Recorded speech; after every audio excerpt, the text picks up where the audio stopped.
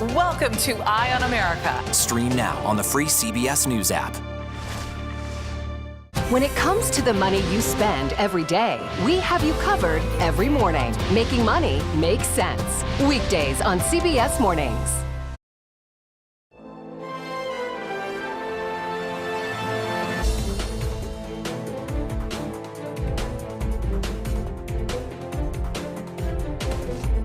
The new weapon being used by out-of-control, unhinged Democrats to cheat on election is criminally investigating a candidate. Alvin Bragg should be arrested and thrown in prison. There is no crime here. There's not even a bad act. I'm honored to be co-chairing Barbara Lee's campaign for the Senate and endorsing her today. I'm running for Senate again because there's a lot more we've got to do. Kirsten, number one, only cares about Kirsten. She's lost everybody. It's impossible for her to win this race. I'm Caitlin Huey-Burns in Washington. Thank you for joining us. As we've been reporting, officials are investigating a deadly mass shooting at an elementary school in Nashville, Tennessee. The suspected shooter entered the Covenant School Monday morning and opened fire. Police confirmed that 3 students, all 9 years old, and 3 adults were killed. The shooter, who officials have identified as a 28-year-old female Nashville resident, is now dead. My colleagues Nicole Killian and Scott McFarland join us now. They are both CBS News congressional correspondents. And Scott, I want to start with you. You cover Congress, but you are covering the White House for us today. And as we've talked about before, this is unfortunately a familiar kind of environment where we have a school shooting and an American president has to respond. What did Biden say today?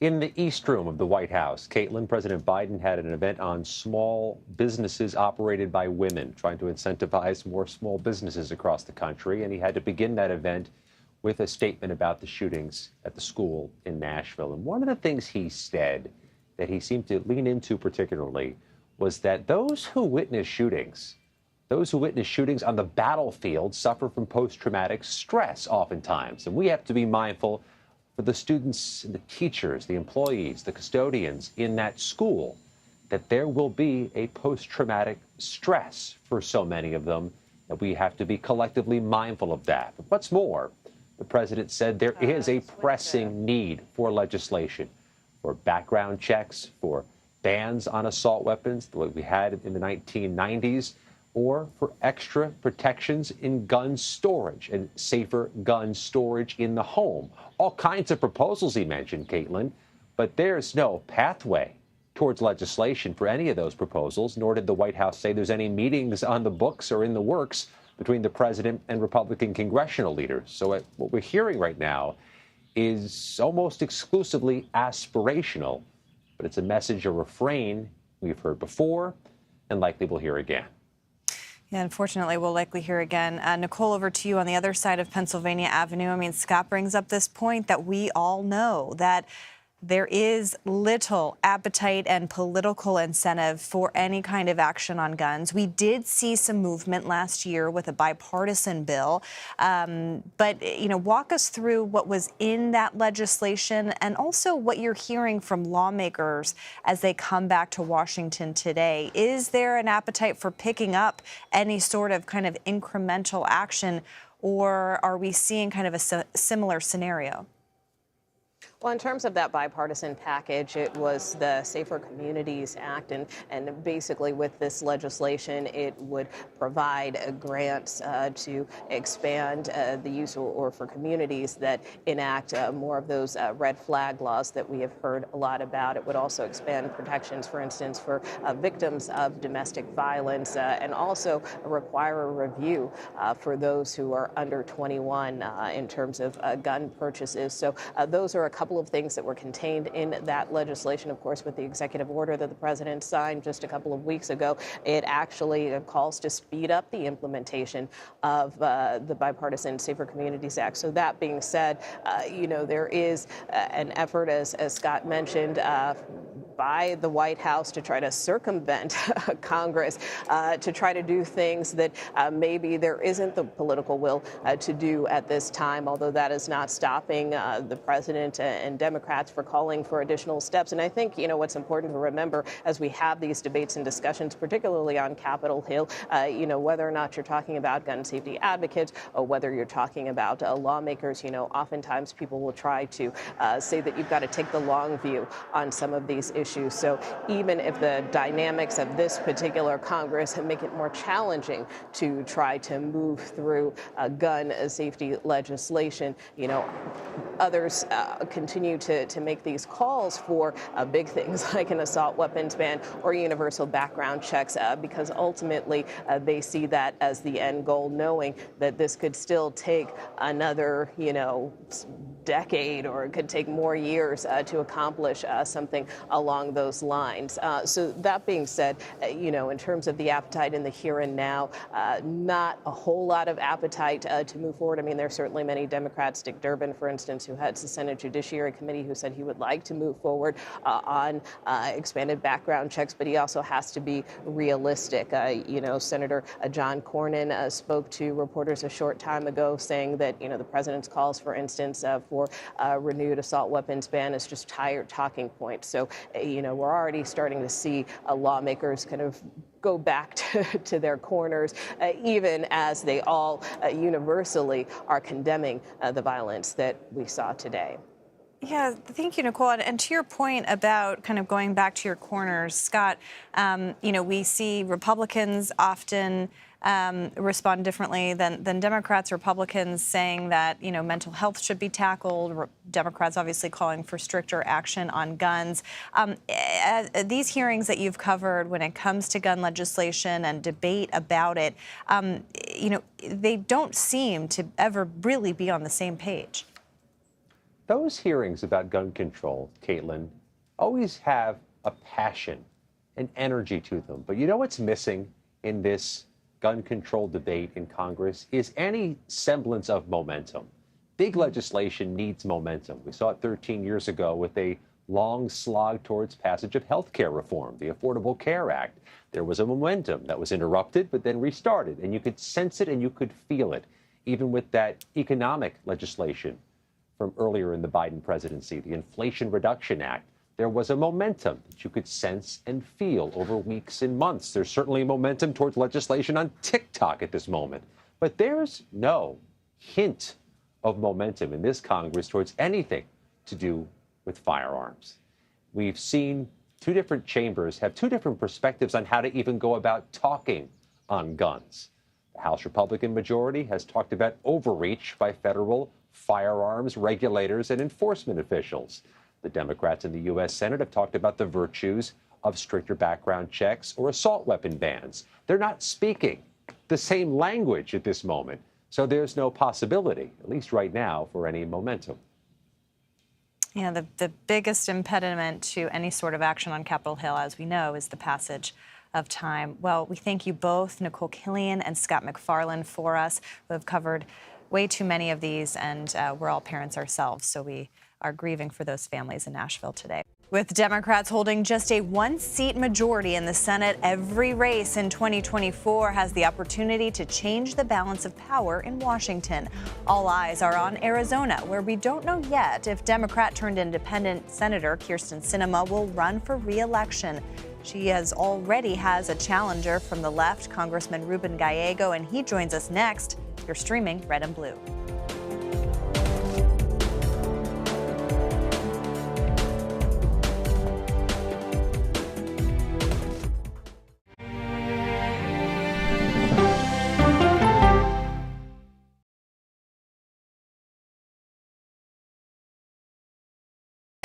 Hey there, welcome to The Uplift. I thought she was a groom, and I stepped back and I went, oh, you're the queen.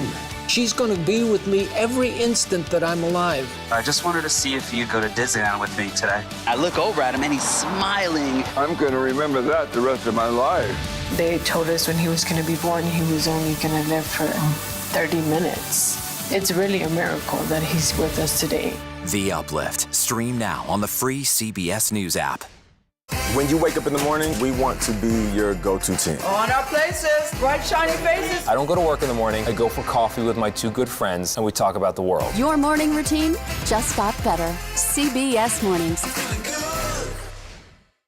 An original documentary from CBS reports. I always tell people that Twitter would not be Twitter without Black Twitter. It's just us being in fellowship with each other. And it becomes a conversation you don't want to be left out of. People really started to recognize the power of activism on Twitter. Based on that one tweet, the hashtag #OscarSoWhite was trending around the world. If anything has really powered Black Twitter, it's been humor. If your food ain't right, we're gonna tell you about that too. We tend to create change, create culture and cool. That's how movements happen on Black Twitter and go beyond more than that. Black Twitter, the Twitterverse that changed a generation. Now streaming on the free CBS News app. You ready? A generation of kids opens up on CBS Reports. I just want to be like a regular kid. Their world, their struggles, their voices. What if I was white? A lot of people like to call names and make you feel ashamed for being proud of who you are. Now streaming Gender. I did not realize that you could change your gender. Realizing how you feel. You can be a boy, sometimes you feel like a girl, sometimes you feel like both. Redefining who you are. Identify as trans. Gender fluid. Non-binary and queer. Is the idea of gender a thing of the past? And to be yourself, always, no matter what anyone says, I love you. Are the kids all right? Gender. Now streaming on the free CBS News app. Stories that inform. Or you can be really old at 60, and you can be really young at 85. Inspire. How do we unlock the power within ourselves to be who we want to be? And brighten your day. The best part of fame is making people feel good. Always send the people home happy. Make every day a little more like Sunday morning. Here comes the sun. Stream now on the free CBS News app. The news doesn't have to always be depressing. What do you love about running? It can be uplifting. That human connection that we create on the broadcast every night is incredibly important.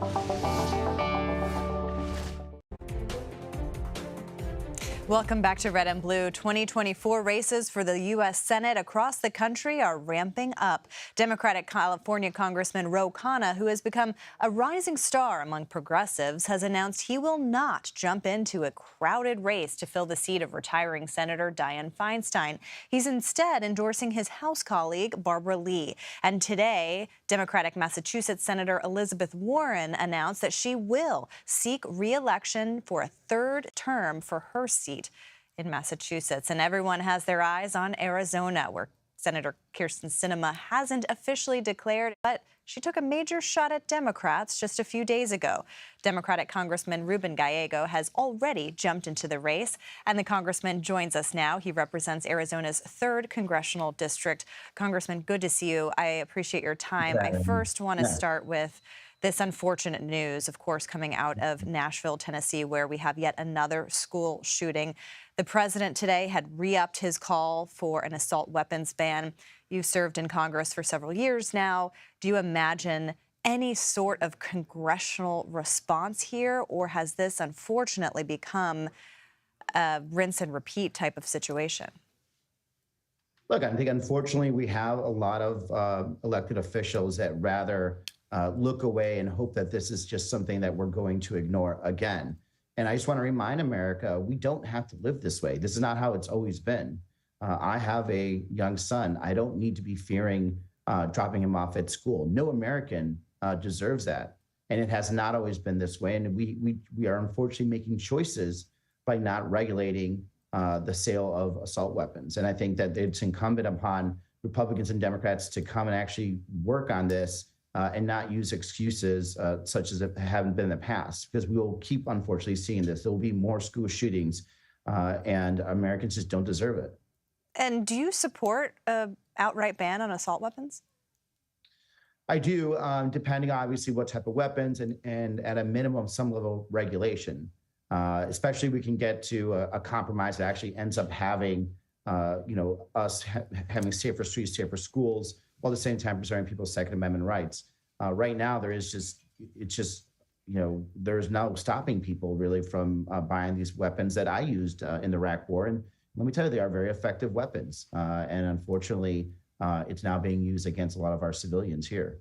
Yeah, that's a good point. You are a member of Congress who has that combat experience. I want to switch gears a little bit and talk about the Senate race in Arizona where you are participating. Democrats on Capitol Hill say they've been waiting for Sinema to make a decision about running again before they decide about an endorsement in this race. Do you think that they need to wait for her to decide? I mean, you are the Democrat running. Should Schumer and other leaders get behind you? Look, we're focusing on the fact that we have support from Arizona. We have support from Arizonans that are Democrats, Republicans, Independents. We have a great, base of support. We're raising the money that we need to have a competitive race, and we're running against somebody who, really has abandoned Arizona. I really don't care the fact that she abandoned the Democratic Party. The fact is that she's not really an independent. We know that she's been taking money and fundraising from a lot of the people that she helped out in the pharmaceutical industry. We know that her base of donors right now are, private equity managers, hedge fund managers, that none of which exist in Arizona. For all the values that she espouses, she has really abandoned all the Arizona values that really matter, the people that are there that are working hard every day just to survive. So, we're going to focus on our race. We know we have the winning campaign, and I think eventually the rest of our colleagues will see that too. Yeah, I mean, I take your point, too, about how you'd rather have endorsements from Arizonans. But, the party infrastructure, as you know, is really important, especially for fundraising and other resources. I mean, is there a timeline by which you think that Democratic leadership should decide who they're supporting in this race? Well, look, I think they're going to make that decision once they see the campaign we're putting together. It's obviously early in the race, but there is no doubt in our minds once they see the results coming at the end of this quarter. The fact that how much excitement we have in Arizona, the fact that we have more than 90,000 individual donations, 20,000 of them only being from Arizona. Our average donation is $28. There's no way that Kyrsten Sinema is going to be able to match that. And no matter what she does, Kyrsten's never coming back to the U.S. Senate. She does not have the possibility to win. There is no pathway for her to do that. And I think once my colleagues and the DSCC and everyone else crunch those numbers, they'll see the same thing. I know that you've read this piece in Politico, but I want to bring a little bit of it up. Sinema told a group of Republican lobbyists why she stopped attending Democratic caucus weekly luncheons. Just to remind our audience, she switched parties to independent, but still caucuses technically with Democrats. And of those lunches, she said she stopped going because they're, quote, ridiculous. Old dudes are eating Jell-O. Everyone's talking about how great they are. I don't really need to be there for that. That's an hour and a half twice a week that I cannot get back. Curious about your response to that.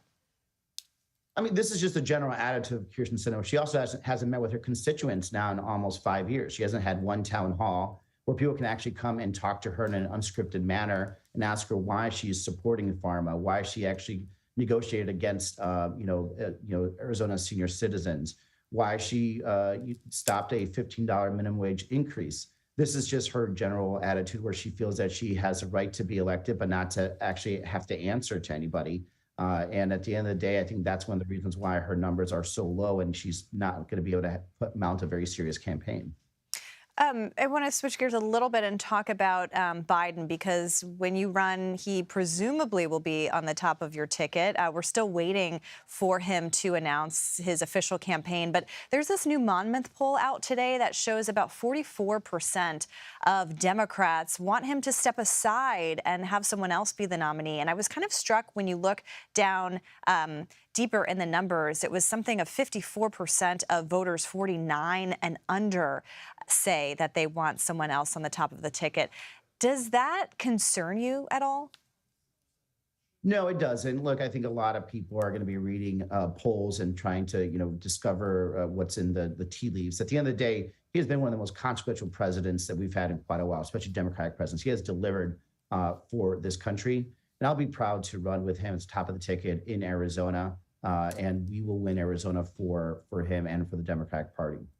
I mean, you are one of the younger members of the House. You would be one of the more younger members of the Senate if elected.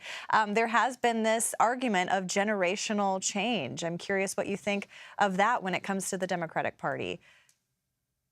Well, look, I think generational change matters, but also delivering results matters. And we've had a president that has delivered massive change and massive programs for this country, especially for a lot of the younger population of this country, specifically a lot of the investments in climate change and climate change mitigation. I think something we should all be proud of. The fact that he's trying to stop the gouging of our students through the student loan programs. The investment in our younger families when he's trying to bring back the child tax credit. On and on, he has brought home, I think, a lot of victories for Democrats, Independents, and Republicans that are on the younger side. So this is why I'm very proud to be running with him. I think he will have a very successful election. I think he will actually have support among younger voters in that regard too. All right, well, we will stay tuned to that announcement, and we will be following your campaign as well. Congressman Gallego, thank you for joining us, and we'll keep in touch. We appreciate your time. Thank you. Appreciate your time, too. With a possible indictment on the horizon, former President Trump held his first rally of the 2024 presidential campaign over the weekend. How the former president is ramping up his rhetoric against prosecutors. We're streaming Red and Blue, reporting across the political divide.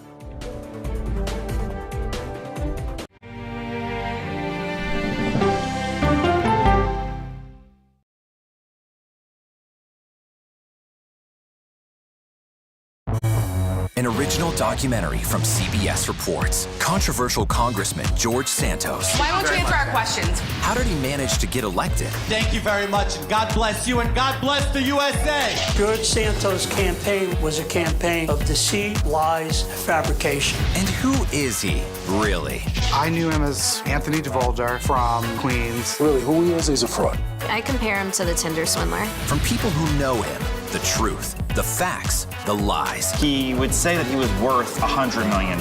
It's an incredibly cynical episode in American politics, beyond satire. Had you ever seen anything like this? No, and I hope I never see it again. Campaign of Deceit, now streaming on the free CBS News app.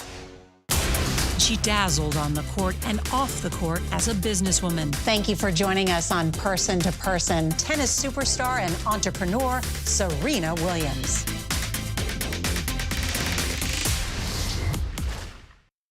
An original CBS Reports documentary. I asked my students, what are we going to do about racism in the United States? The backlash over teaching about racism in American schools. I don't think it has any place in the classroom. We can either pretend and say, no, we're not racist and we're all great people, or we can actually start to do the really, really hard work of addressing it. How did you lose your job? I made the statement that white privilege is a fact. Is it helping diversity and inclusion? When you bring in different people's stories and experience, it enriches education. If you don't talk about something, it doesn't go away. Or driving us further apart?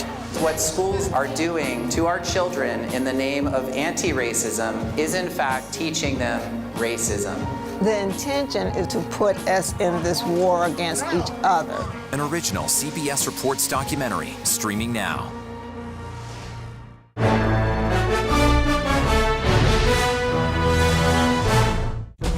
An original CBS Reports documentary. I was entitled to equal pay for equal work under the law. Does the Supreme Court's power need to be checked? 9 Supreme Court justices, 5 of them said no, she's not entitled. That's not right. Calls to fix the court tend to go along with the politics of the moment. Republican-appointed justices have all tended to go in one direction, with the Democratic-appointed justices tending to go in another. Even though it's only 9 justices, it takes 5 of them to make the law of the land. Does it have political impact? True. Political intent? Probably not true. If the American people don't trust the judgment of their court, that's a real problem for our democracy. An original CBS Reports documentary, streaming now. When you wake up in the morning, we want to be your go-to team. Your morning routine just got better. CBS Mornings.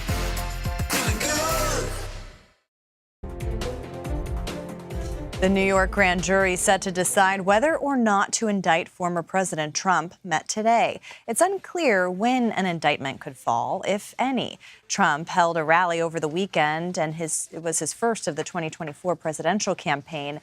Former president criticized the prosecutors investigating him, describing the inquiries as political attacks. CBS News investigative reporter Graham Cates has the latest on who testified to the New York grand jury today. David Pecker, the former publisher of the National Enquirer, testified today before a Manhattan grand jury investigating former President Donald Trump's role in a hush money payment scheme to the adult film star Stormy Daniels. This was the second time that Pecker testified before the Manhattan grand jury. The last time was all the way back in January. Today he was called as the next witness after one requested by Trump himself. Now, Pecker had a role in negotiating this $130,000 payment that came just before the 2016 election, but he wasn't the one who actually put it through. That was Trump's former fixer and lawyer, Michael Cohen, who himself is now the key witness before the Manhattan grand jury. Caitlin? All right, Graham Cates covering it for us, and Laura Manhattan, thank you very much. For more on this, let's turn to Major Garrett and Catherine Watson, who join us now. Major is CBS News Chief Washington Correspondent, and Catherine is CBSNews.com and White House and Politics reporter. Okay, a lot on your titles there. Katie, I want to start with you because you were actually at this rally that Trump had in Waco, Texas, the first of his official, I should say, of his presidential campaign this time around. He played this video with January 6th rioters who have been jailed kind of against the national anthem. You were there on the ground. This stood out to you. What was the reaction like from the crowd there? Sure. Well, Caitlin, supporters at the former president's rally were just kind of listening, watching in rapt attention as this video played, as you said, to the national anthem. Part of the video had actually a part of the assault on the Capitol from January 6th to the words, "the bombs bursting in air." And while the crowd was mostly silent while watching that, it was really silent, certainly when the Capitol assault was playing. They did cheer when President Trump and the American flag showed up. But really, people were watching with a lot of attention and cheered at the very end. Major, I'm curious what you think of that dynamic because you have literally written a book on election denialism. Yep. Republicans on Capitol Hill have argued that they want to move on from January 6th. We had a midterm election in which Republicans who championed these false election claims lost. Yep. What do you make of the former president launching his presidential campaign, his third, with this kind of video? So the video and the crowd's reaction to it is no longer about election denialism or rejectionism. It is about the embodiment of an idea and a reformulation of what American patriotism actually means. Trump identifies himself as a true patriot, and anyone who disagrees with him is a questionable patriot, even in the Republican Party. So it's a redefinition of patriotism. And what he wants to say is that if you came to the Capitol to delay the peaceful transfer of power in support of him, and only him, you are a patriot. And if you didn't, you might not be. And the crowd's willingness to sort of buy into that is part and parcel of the core of the Trump movement. The Trump defines patriotism. Trump defines what it means to be a loyal American. And anyone outside of that confine is under scrutiny and possibly worse. I mean, to that point, Katie, you also heard the former president, express these grievances about this investigation in Manhattan. And he essentially said, what they're doing to me, they're actually doing to you. I'm curious. I know you talked to a lot of folks on the ground there. Did you hear them kind of echoing that sentiment as well? Well, I would certainly say, Caitlin, that this idea that exactly what you said, the former president said Saturday, they're not coming after me, they're coming after you, is something that resonates with Trump supporters. And the thing that I heard again and again at this rally, and something I've heard at many previous rallies, I've covered many of them, is they see former President Trump as someone who fights for them and someone who will save the country, who will save America. Save America from what? Now you can ask 10 different Trump supporters that question, and they will give you 10 different answers. It may be something to do with putting prayer back in schools is one answer I heard Saturday. It might have something to do with addressing what many of his supporters see as corruption in politics, as Republicans in name only, getting the so-called deep state out of Washington. So they still see the former president doing those things, and they hope that he will continue to, should he win a second term, which of course they want him to. And Katie, since you've covered so much of this before and you covered the Trump White House, I'm curious, you hear Republicans on Capitol Hill when they're talking about their support for Trump say that they want to focus on his policies, that they like his policies, and that's why they're united around him. This re-election bid, or I should say new election bid, is really seeming to be geared more towards these grievances. I mean, did you hear him talk at all really about his tenure as president, or was it more focused on these investigations? He certainly did talk about his presidency some. He talked about foreign policy to an extent. He talked about China and Russia actually saying that they are less of a threat to America than American leaders like Mitch McConnell, Chuck Schumer, President Biden. He certainly addressed some of the things he would like to accomplish in a second presidency. He claimed, or a second term, I should say, he claimed that he would end Russia's war in Ukraine after winning the election, but before even taking office. Of course, he had a lot to say on things like schools and gender identity politics, these sorts of things that have become very key and core issues for the Republican base. But yes, he did address his presidency some. I would also note that he more than once brought up the 2020 election, again, calling it rigged, of course, something that has become a repeated theme for him and for his supporters. And he claimed that he won the 2020 election by much more than he won the 2016 election, which was clearly not correct. And Major, I was looking at polling today and looking at kind of how big this field might be of Republicans, and it doesn't really feel like it's going to be that big. You only have one or two other announced candidates. And when you look at the polling, he's still capturing the Republican Party at this point. Right. Most Republicans I talk to think if this number of candidates not named Donald Trump is any larger than 5, it very definitely benefits Trump. Even if it's 5, it probably benefits Trump. Why? Because you divide the anti-Trump vote 5 ways. And he can consolidate anywhere in any given state 25 to 35% of the vote. But let's just look at the location of this rally. Okay, that's in Texas. Is Texas an early primary state? No. Is Texas a up for grab state? No. I've talked to Republicans today like, why wasn't he in New Hampshire? Why wasn't he in Iowa? Why wasn't he in Nevada or South Carolina? Now, he's been to South Carolina, he's been in New Hampshire, but not recently. And if you're really going to lay down stakes for a formidable bid for the Republican Party nomination, you should go where the early votes are going to be cast and where the people are paying the most attention, not where it is safest. Waco in Texas is in McClellan County. He won that by 61% in 2020. The neighboring largest, most populous county is Falls County. He won that by 69%.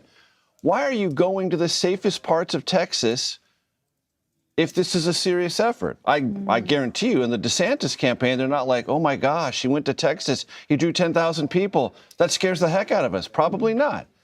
Can Trump draw a crowd? Of course he can. But is he drawing it where he needs to? And is he starting this off in a way that tells other potential Republicans, I'm unbeatable?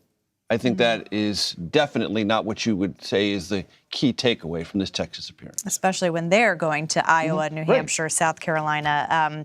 We know 2024 doesn't feel too far away, but Super Tuesday is even further. So a lot to go before then. Major Garrett and Katie Watson, thank you both very much. And that does it for today. You can stream Red and Blue Monday through Thursday at 5 p.m. Eastern. You're streaming CBS News.